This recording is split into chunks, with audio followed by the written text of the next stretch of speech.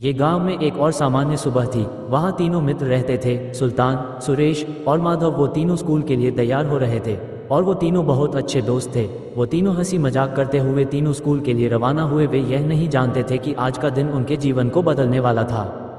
सुल्तान को खेलों में महारत हासिल करने का शौक था। बातों बातों में माधव चुनौती देता है। सुरेश हमेशा की तरह बीच बचाव करता रहा, लेकिन आज उसकी बात कोई सुनने को तैयार नहीं था। सुरेश को लाख कोशिश करने के बाद भी वो दोनों रुकने का नाम नहीं ले रहे थे। उन दोनों की बहस ने जल्द ही एक गंभीर मोड़ ले लिया। सुल्तान ने माधव को धक्का दिया और इसके जवाब में माधव ने भी मरना शुरू कर दिया।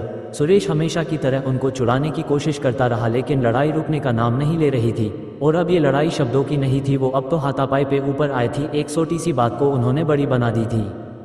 और अब तो लड़ाई इतनी बढ़ गई कि स्कूल के अन्य छात्र भी तमाशा देखने के लिए आने लगे थे। सुल्तान और माधव, जो कभी सबसे अच्छे दोस्त थे, आज एक दूसरे को मारने पर तुले हैं। उनको पता नहीं था कि यह सिर्फ उनकी दोस्ती की नहीं बल्कि उनके धैर्य और समाज की एक परीक्षा थी। लड़ाई में सुल्तान जोर से माधव को लात मार देता है और माधव जमीन पर गिर जाता है। माधव को चोट बहुत गहरी थी। सुरेश घबरा गया और दौड़ते हुए टीचर को बुलाने के लिए चला गया। लड़ाई का परिणाम अब किसी को भी समझ में नहीं आ रहा था। यह सिर्फ एक चोट नहीं थी, यह उनकी दोस्ती को भी घायल कर चुकी थी।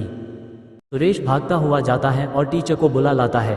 टीचर डॉक्टर को बुलाता है। माधव को फिर जल्दी से हॉस्पिटल में लेके जाते हैं। वह कुछ दावा करवाते हैं और मलहम पट्टी हो जाती है। फिर सुल्तान मन ही मन पछताता है। उसे समझ में आया कि उसने एक छोटी सी बात को कितनी बड़ी मुसीबत खड़ी कर दी थी।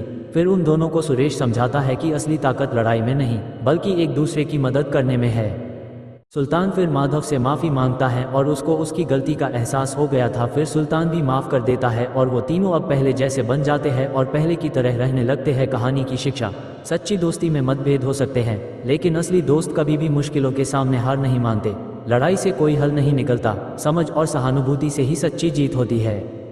ऐसा ही मज़ेदार वीडियो स्टोरी देखने के लिए लाइक करें, सब्सक्राइब करें ताकि आप तक हमारा वीडियो जल्दी पहुंचे।